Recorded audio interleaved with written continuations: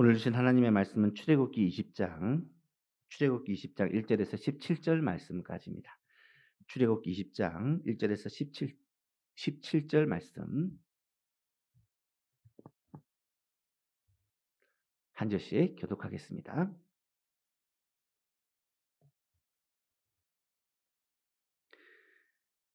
하나님이 이 모든 말씀으로 말씀하여 이르시되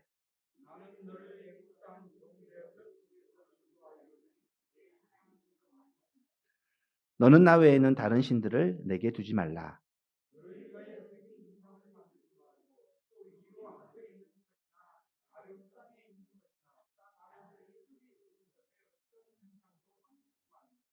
그것들에게 절하지 말며 그것들을 섬기지 말라. 나 내 하나님 여호와는 질투하는 하나님인즉 나를 미워하는 자의 죄를 갚되 아버지로부터 아들에게로 3, 4대까지 이르게 하거니와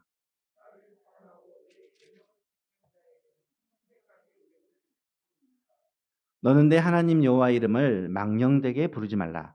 여호와는 그의 이름을 망령되게 부르는 자를 죄 없다 하지 아니하리라. 엿새 동안은 힘써 내 모든 일을 행할 것이나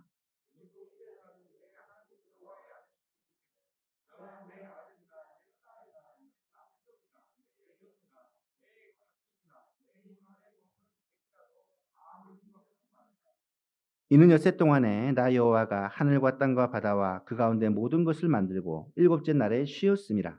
그러므로 나 여호와가 안식일을 복되게 하여 그날을 거룩하게 하였느니라.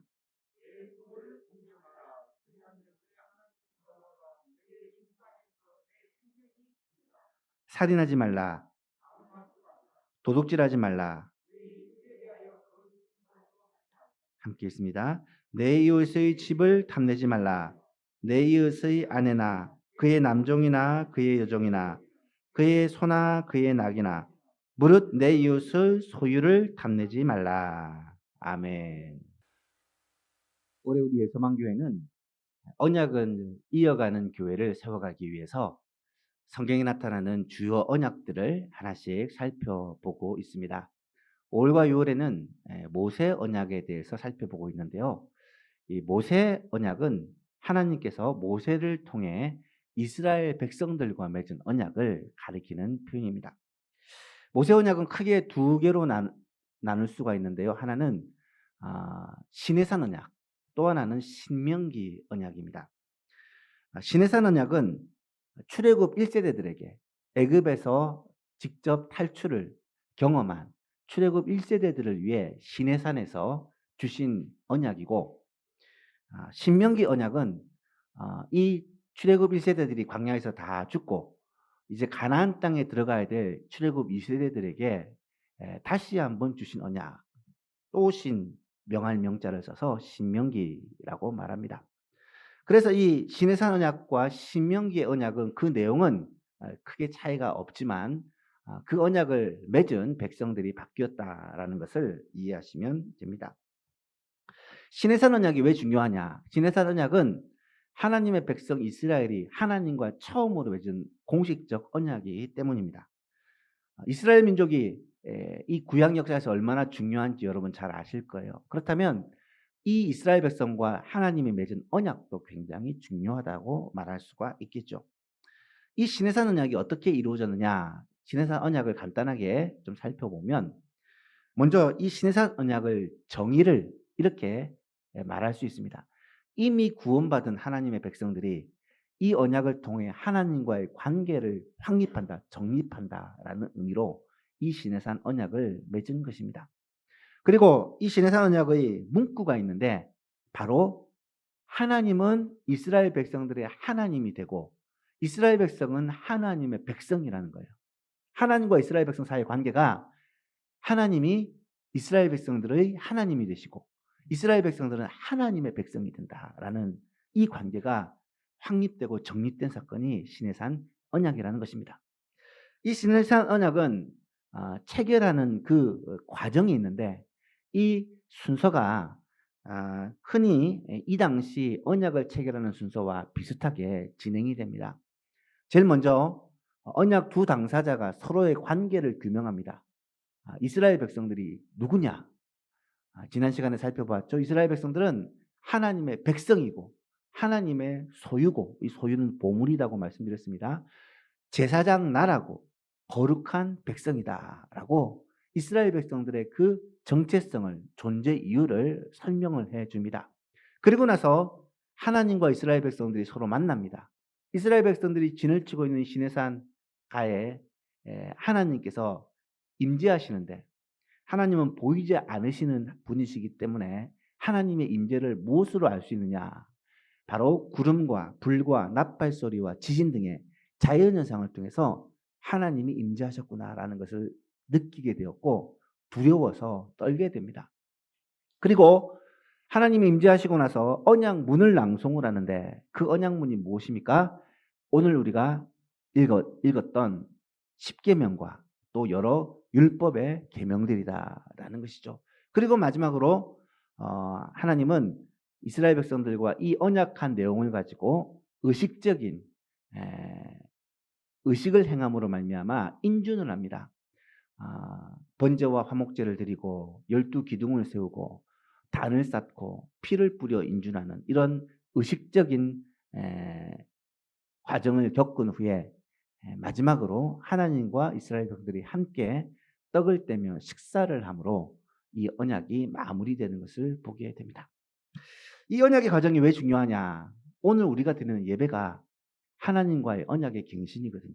함께 모여 예배를 드리는 것도 사실은 우리가 하나님과의 어떤 관계인지, 그리고 하나님의 말씀이 우리에게 선포되므로 이 언약문이 선포되는 것이고, 또 예배가 여러 가지 의식으로 진행되는 것은 하나님과 우리가의 이 언약이 그만큼 중요하고 공식적이다라는 것을 증명해 보여주는 것이고, 마지막으로 예배를 마치고 성찬을 아니면 애찬을 통해 하나님과 하나님 앞에서 함께 식사하며 교제하는, 이것이 우리가 드리는 예배의 과정이요 의미다라는 것을 우리는 알게 됩니다. 사랑하는 예수만교 성도 여러분, 이 언약의 과정 중에 다 중요하겠지만 제일 중요한 것이 있다면 무엇일까요? 언약의 내용, 언약의 가장 핵심은 언약문입니다. 다시 말하면 이 언약문은 하나님과 우리 사이에 무엇을 언약을 맺은, 약속을 맺은 것이냐라는 것을 선포하는 것인데, 오늘날 예배로 따지자면 하나님의 말씀을 선포하는 설교를 의미하고, 이 당시 언약의 과정에서 하나님과 이스라엘 백성들과의 이 선포된 언약문은 바로 십계명과 또 율법들이었다라는 것을 알 수가 있습니다. 즉 하나님의 백성이 되었고 이제 하나님의 백성으로 살아가기 때문에 너희는 이 말씀을 따라 살아야 된다라고 하나님이 십계명을 주시고 율법을 주신 거예요. 그리고 그 말씀대로 살면 내가 네게 복을 주고, 그 말씀대로 순종하지 않으면 네가 저주를 받을 것이다 라는 그러한 말씀이 바로 신명기의 말씀이요 이 언약의 말씀이다라는 것을 알 수가 있습니다. 따라서 십계명은 이 언약에 있어서 본질적인 부분이 가장 중요한 부분입니다. 십계명을 잘 보시면, 우리가 읽은 오늘 내용을 보시면 총 세 부분으로 이루어져 있습니다. 1절과 2절은 서문입니다. 그리고 앞에 네 가지 계명은 하나님께 대하여 어떻게 해야 되는지를 가르쳐주는 계명이고, 뒤에 6가지 계명은 사람에 대해서 어떻게 해야 되는지를 가르쳐주는 계명입니다. 먼저 서론을 보시면 1절과 2절을 보니까 하나님의 이 모든 말씀으로 말씀하여 이르시되 나는 너를 애굽 땅 종되었던 집에서 인도하여 낸 내 하나님 여호와다. 하나님께서 이 서문을 통해서 우리에게 분명히 보여주시는 것은 이 언약문이 하나님이 바로 이스라엘 백성들에게 주신 언약인데, 하나님은 어떤 하나님으로 소개합니까? 하나님은 너희를 애굽 땅 종되었던 집에서 인도하여 낸 하나님이시고, 그 하나님의 이름을 여호와라고 소개합니다. 이 여호와라는 말은 하나님이 모세를 부를 때 자기를 소개하신 이름인데, 그 의미가 언약의 하나님이라는 뜻입니다.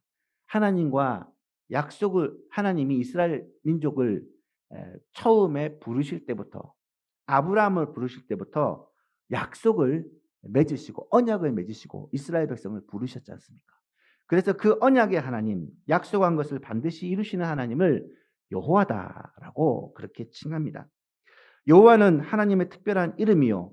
또 그 하나님께서는 이스라엘 백성들을 종되었던 집에서 구원하여 내셨다라고 말씀을 하십니다. 이 말은 이 언약, 이 십계명, 이 계명이 구원한 하나님의 백성들에게 주신 계명이다라는 것을 말씀해 주는 것입니다. 다시 말하면 이 십계명이 이렇게 살아야 구원해 줄게라는 구원의 조건으로 주신 말씀이 아니라 이 말씀은 구원받은 하나님의 백성이 어떻게 살아야 되는지 하나님께서 구원받은 백성들을 위한 삶의 지침으로 주신 말씀이다라는 것을 알 수가 있습니다. 따라서 구원의 하나님을 이 십계명의 서문에 선포한 것은 하나님이 우리를 구원하셨기 때문에 감사한 마음으로 하나님의 구원을 받은 우리는 그 은혜에 감사하고 보답하는 마음으로 마땅히 이 말씀대로 살아야 된다는 것을 우리에게 강조하고 있는 것이죠. 이 언약을 받는 우리, 구원받은 우리는 하나님의 말씀을 가볍게 여겨서는 안 됩니다. 이 십계명은 하나님의 백성들이 마땅히 살아야 될 하나님의 백성의 삶의 원리요. 이 말씀대로 순종하고 살면 하나님께서 복 주시겠다는 약속이 있는 계명이다라고 말할 수 있습니다. 이 십계명의 가치와 중요성에 대해서는 예수님이 바로 증인입니다. 예수님은 이 십계명에 대해서 굉장히 많이 언급을 하십니다. 예수님의 사역을 기록한 사복음서를 쭉 읽어보면 예수님은 이 십계명을 자주 언급하시고 가르치십니다. 특별히 산상보훈에 보시면 예수님께서 새로운 계명을 말씀하시는 것처럼 보이지만 사실은 그것이 구약의 모든 계명들을 특별히 십계명을 예수님이 재해석하시는 것을 우리는 보게 됩니다. 예를 들면 마태복음 5장 17절 이하에 보니까 내가 율법이나 선지자를 폐하러 온 줄로 생각하지 말라. 폐하려 온 것이 아니라 완전하게 하려 함이라. 진실로 너에게 이르노니 천지가 없어지기 전에는 율법의 1.1획도 결코 없어지지 아니하고 다 이루리라. 예수님은 구약의 모든 율법들을 다 무시하고 무너뜨리러 온 것이 아니라 구약의 그 율법의 의미들을 완전하게 하시기 위해서 불완전한 율법을 완전하게 하시기 위해서 오셨다라고 말씀을 하십니다. 따라서 예수님께서는 제자들에게 또 무리들에게 이 하나님의 계명대로 사는 것이 굉장히 중요하다라고 여러 번 가르칩니다. 예를 들면 어떤 사람이 예수님께 와서 묻습니다. 선생님이여, 내가 무슨 선한 일을 하여야 영생을 얻으리까? 예수님이 대답을 합니다. 어찌하여 나를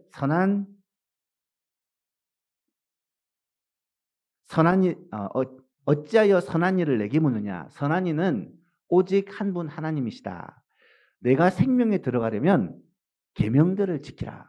그렇다면 계명이 어떤 것입니까? 예수님이 대답합니다. 살인하지 말라. 간음하지 말라. 도둑질하지 말라. 거짓 증언하지 말라. 내 부모를 공경하라. 내 이웃을 내 자신과 같이 사랑하라 하신 이것이다. 여러분, 이 말씀이 어디에 나와 있는 말씀입니까? 십계명에 있는 계명들입니다. 예수님은 이 계명들을 너희가 지키면 생명을 얻게 된다라고 말씀을 하십니다. 또한 예수님은 십계명에 근거하여 모든 율법을 요약을 하는데 그 요약이 뭐냐? 마태복음 22장에 보면 한 율법사가 예수님을 시험하여 묻습니다. 예수님, 모든 계명 중에 제일 큰 계명이 무엇입니까? 예수님이 말씀하십니다. 내 마음을 다하고 목숨을 다하고 뜻을 다하여 주 너의 하나님을 사랑하라 하셨으니 이것이 크고 첫째 되는 계명이고 둘째도 그와 같으니 내 이웃을 내 자신같이 사랑하라 하셨으니 이 두 계명이 하나님을 사랑하라 하신 계명과 이웃을 사랑하라 하신 계명이 온 율법과 선지자들의 강령이다. 이 내용은 우리가 잘 알듯이 십계명의 주요 내용입니다. 1계명부터 4계명까지는 어떻게 하나님을 사랑할 것인가를 가르쳐주고 있고 5계명부터 10계명까지는 어떻게 이웃을 사랑할지를 가르쳐주고 있는 내용이죠. 이 말씀들을 너희가 잘 지키면 하나님 사랑하고 또 이웃을 사랑하면 하나님을 기쁘시게 하고 하나님께 복을 받을 수 있다라고 말씀하시는 것입니다. 예수님은 이외에도 구약의 계명들에 대해서 결코 무시하거나 그것들을 지키지 말라고 말씀하신 적이 없습니다. 자기 자신도 예수님 자신도 구약의 계명들을 철저하게 다 지키셨습니다. 그 계명들을 따라서 제자들을 가르치셨고 또 훈련시키셨습니다. 구약의 모든 계명의 요약이자 핵심은 말할 것도 없이 십계명입니다. 구약 모든 계명들의 요약이자 핵심, 기본법이 바로 십계명이라는 것입니다. 따라서 우리도 이 십계명을 소중히 생각하고 지키는 것은 당연하고 마땅한 일이죠. 뿐만 아니라 서신서들을 읽어보면 예수님의 가르침 말고 사도 바울의 가르침이라든지 다른 사도들의 가르침을 기록한 서신서들을 읽어보시면 여기서도 똑같이 이 계명들을 지킬 것을 강조하고 있습니다. 다 언급할 수는 없고 몇 가지만 예를 들어보면 제1계명이 하나님의 다른 신들을 내게 잊게 하지 말라는 명령인데 이 계명을 디모데전서 2장에서는 하나님은 한 분이시고 하나님과 사람 사이의 중보자도 한 분이신데 곧 사람이신 예수 그리스도다. 하나님 그리고 예수 그리스도 그분도 곧 하나님이시라는 것을 말씀해 주고 있습니다. 그래서 하나님만 섬기라라는 말씀과 예수 그리스도를 하나님의 보내신 이로 믿는 것도 하나님을 섬기는 일이다라는 것을 가르쳐 주고 있죠. 이 계명에서는 어떤 우상도 만들지 말고 섬기지 말라고 명령하는데 요한일서 5장에서 보면 하나님을 사랑하고 그의 계명들을 지킬 때 이로써 우리가 하나님의 자녀를 사랑하는 줄을 알게 된다라고 말씀을 합니다. 이 계명에서 말씀하시는 내용이 무엇입니까? 하나님을 사랑하고 그의 계명들을 지키면 하나님께서 복을 주시겠다는 약속인데 그 말씀들을 그대로 받아서 하나님을 사랑하고 또 하나님의 형상을 따라 지음받은 사람을 사랑하는 것, 이것이 또 하나님의 말씀을 지키는 것이 하나님을 사랑하는 증거, 하나님을 사랑하는 그 행위다라고 설명을 해주고 있는 것이죠. 제3계명에서는 하나님의 이름을 함부로 부르지 말라고 말씀합니다. 야고보서 5장에서는 이 말씀을 받들어 맹세하지 말라고 명령을 합니다. 함부로 맹세하지 말지니 하늘로나 땅으로나 아무 다른 것으로도 맹세하지 말고 오직 그렇다고 생각하는 그렇다고 하고 아니라고 생각하면 아니라고 하여 정죄받음을 면하라. 이 당시 사람들은 흔히 하나님의 이름을 가지고 맹세를 합니다. 그리고 그 맹세를 지키지 못할 때가 많죠. 함부로 하나님의 이름을 가지고 맹세하는 것도 하나님의 이름을 함부로 부르는 행위다. 우리의 연약함을 알고 아예 맹세하지 말라고, 맞는 것은 맞다, 아닌 것은 아니라고 하라고 그렇게 가르쳐주고 있는 말씀이죠. 제4계명이 무엇입니까? 안식일을 기억하여 거룩히 지키라는 것입니다. 그런데 히브리서 4장에 보면 이 안식일이 단순히 구약에서 지키는 그 안식일을 가리키는 게 아니라 우리의 영원한 안식을 바라보고 있다는 것을 가르쳐줍니다. 그러므로 우리가 저 안식에 들어가기를 힘쓸지니 이는 누구든지 저 순종하지 아니하는 본에 빠지지 않게 하려 함이라. 여기서 말하는 안식은 무엇입니까? 영원한 하나님의 나라를 가리키는 것이죠. 그래서 안식일은, 주일은 사실은 영원한 하나님의 나라, 천국을 맛보고 누리는 날입니다. 주일을 함께 모여서 예배하고 함께 모여서 성도들과 교제하고 함께 모여서 하나님께 찬송하는 것은 바로 이 주일을 하나님의 나라, 천국을 맛보고 누리는 그런 날로 우리에게 주신 것이다라는 의미입니다. 5계명이 무엇입니까? 내 부모를 공경하라는 명령입니다. 에베소 6장에서는 바울이 이 계명을 이렇게 재해석합니다. 자녀들아, 주 안에서 너희 부모에게 순종하라. 이것이 옳으니라. 내 아버지와 어머니를 공경하라. 이것은 약속이 있는 첫 계명이니 이로써 내가 잘되고 땅에서 장수하리라. 오늘이 어버이 주일인데요. 여러분 보십시오. 주 안에서 너희 부모를 순종해야 된다. 또 공경해야 된다. 여러분, 여러분의 부모에게 순종하고 계십니까? 여러분의 부모님을 공경하십니까? 공경하고 순종하고자 하나 벌써 부모님이 계시지 않습니까? 여러분, 부모님을 공경하는 것을 약속이 있는 첫 계명이라고 말합니다. 그리고 사람에 대한 6가지 계명 중에 첫 번째로 이 계명을 놓아두고 있는 거예요. 부모 공경이 하나님의 분명하신 뜻이요, 우리들에게 있어서 너무 중요하다는 사실을 이 십계명을 통해서 가르쳐 주고 있는 것입니다. 어떤 약속을 줍니까? 내가 잘되고 장수한다. 잘된다는 말은 형통하는 것을 말하고, 장수한다는 것은 건강을 말합니다. 여러분, 우리가 제일 중요하게 여기는 것이 건강과 형통 아닙니까? 그 복이 어디 안에 있느냐? 부모를 공경하고 부모를 순종하는 데 있다라고 가르쳐 주고 있는 것이죠. 제6계명이 뭡니까? 살인하지 말라는 것입니다. 간음하지 말라 하시니가 또한 살인하지 말라 하셨으니 내가 간음하지 아니하도 살인하면 율법을 범하게 된다. 살인하는 것도 간음하는 것도 하나님의 계명을 범하는 것이다. 심지어 형제를 미워하는 것을 예수님은 살인하는 것이다 라고 설명을 합니다. 제7계명은 간음하지 말라고 합니다. 사도 바울은 이 간음에 대해 얘기하면서 음행을 피하라. 사람이 범하는 죄마다 몸밖에 죄가 있지만 음행하는 자는 자기 몸에게 죄를 범하는 것이다. 내 몸이 내 것이면 문제가 되겠습니까만 내 몸이 내 것이 아니라 하나님의 성령이 거하시는 전이기 때문에 내 몸을 소중히 여겨야 되고, 그것은 하나님께 죄를 범하는 것이다. 간음하는 것을, 음행하는 것을 금하고 있는 말씀입니다. 제8계명은 도둑질하지 말라는 말씀입니다. 도둑질하는 자는 다시 도둑질하지 말고 돌이켜 가난한 자들에게 구제할 수 있도록 자기 손으로 수고하여 선한 일을 할 것을 명령하고 있습니다.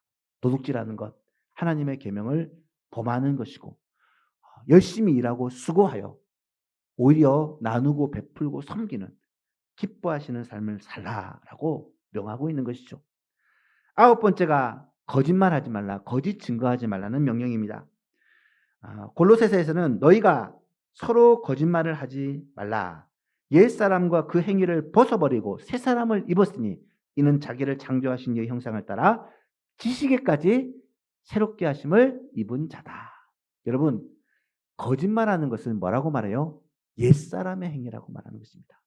우리는 옛사람을 이미 벗어버렸고 새 사람을 입었기 때문에 옛사람의 행위와 삶을 그대로 따라서는 안 된다라고 말씀하고 있는 것입니다.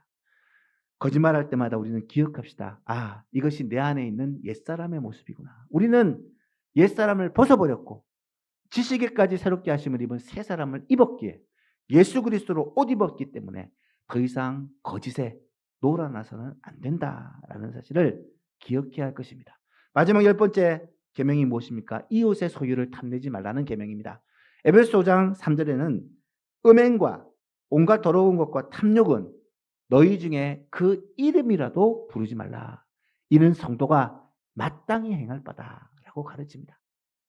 탐욕, 갖고 싶은 마음, 소유하고 싶은 마음, 빼앗고 싶은 마음, 내가 다 가지고 싶은 마음은 분명히 죄입니다.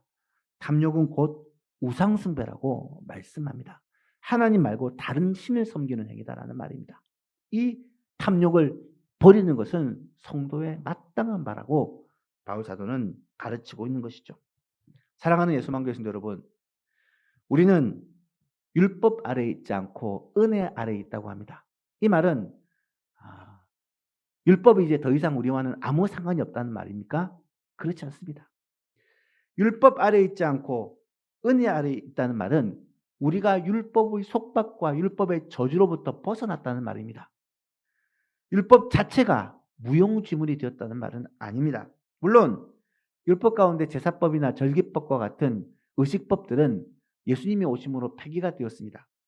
하지만 그 절기나 제사나 의식들도 잘 살펴보면 예수 그리스도, 그분에 대한 상징이요, 그분을 예표하는 것이다라는 것을 우리가 알 수 있습니다. 무슨 말입니까?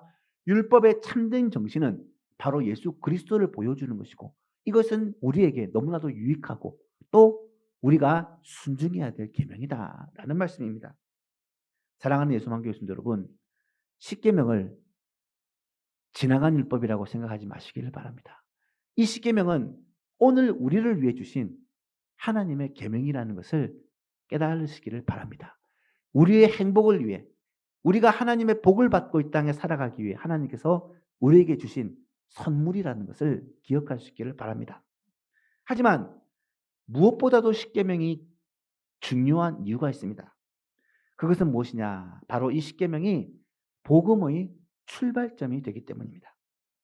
그리스도의 복음은 어쩌면 십계명의 출발점을 둡니다. 여러분, 많은 사람들이 기독교를 얘기할 때 기독교는 어떤 종교다라고 얘기합니까? 사랑의 종교다라고 얘기를 합니다. 맞습니다. 기독교는 사랑의 종교입니다. 그런데 여기서 말하는 이 사랑은 어떤 사랑입니까? 맹목적인 사랑입니까? 무조건 잘못을 덮어주는 사랑입니까? 세상 사람들이 느끼는 그런 정과 어떤 애정의 사랑입니까? 아니죠. 성경에서 말하는 사랑은 세상적인 사랑과 좀 다릅니다. 성경에서 말하는 사랑은 하나님의 본질입니다. 하나님의 본질이 맹목적일 수 없습니다. 무조건 덮어주는 것일 수 없습니다. 사람의 정에 이끌리는 사랑일 수 없습니다. 무슨 말입니까? 죄를 미워하고 하나님의 그 의를 따르는 그런 의로운 사랑이라는 말입니다. 하나님은 사랑과 공의가 완벽하게 조화를 이루신 분이십니다. 그렇다면 이 의의 기준이 어디 있느냐? 말할 것도 없이 하나님의 계명에 있습니다. 특별히 십계명에 있습니다.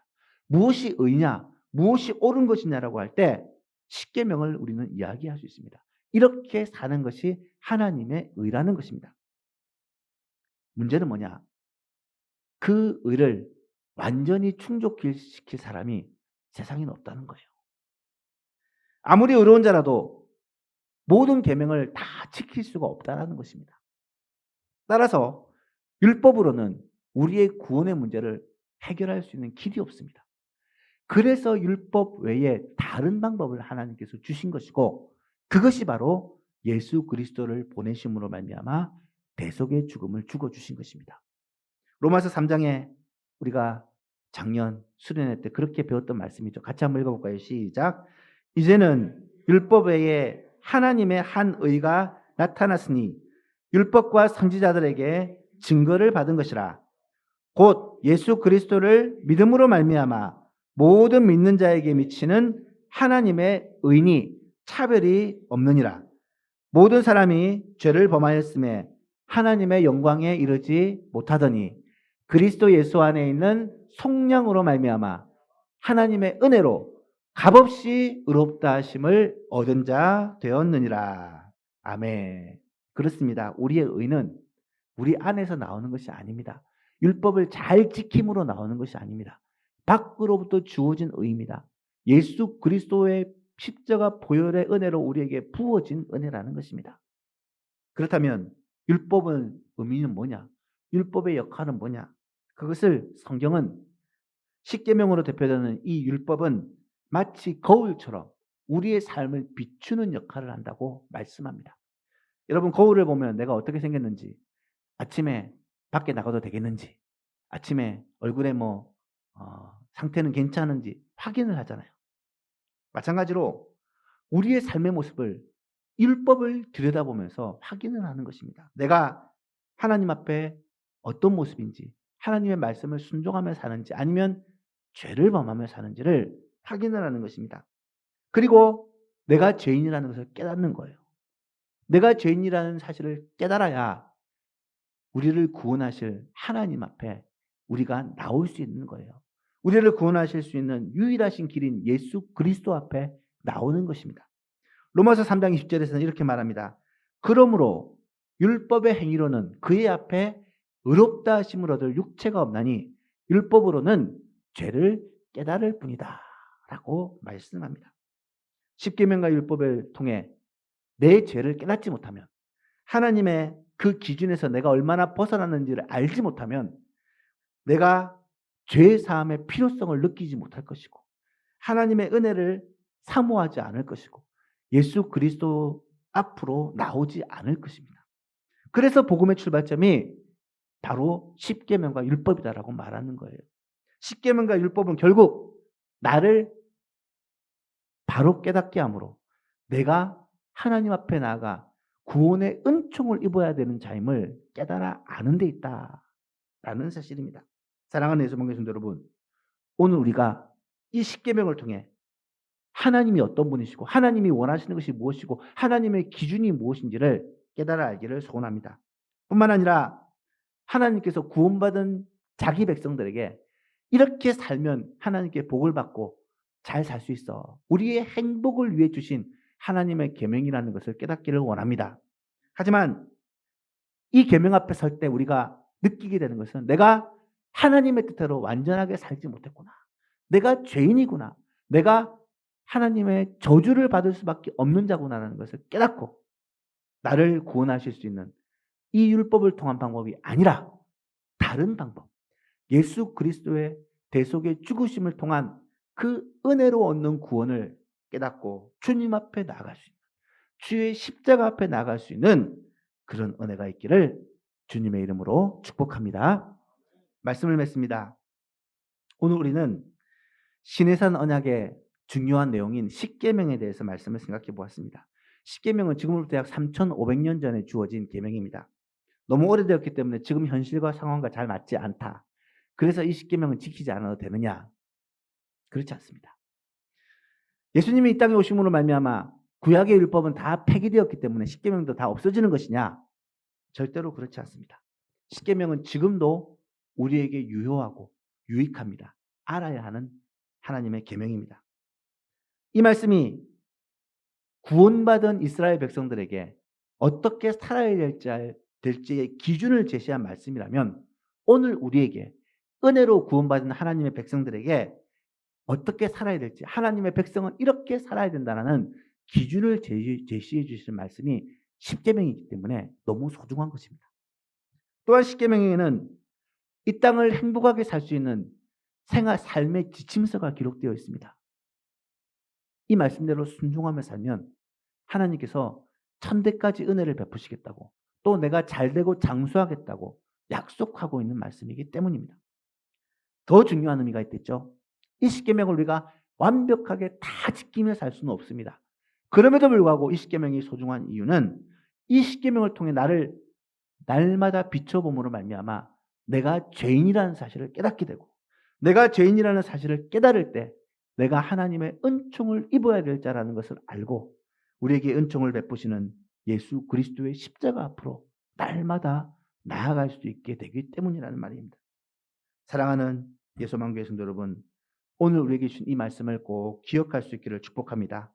십계명의 이 말씀의 의미와 뜻을 꼭 깨닫고 우리가 그 계명을 즐겨 순종함으로 말미암아 하나님께 복을 받고 하나님께서 우리에게 주시는 그 언약의 복을 받아 누리며 살아가는 예소망의 가족들이 다 될 수 있기를 바랍니다.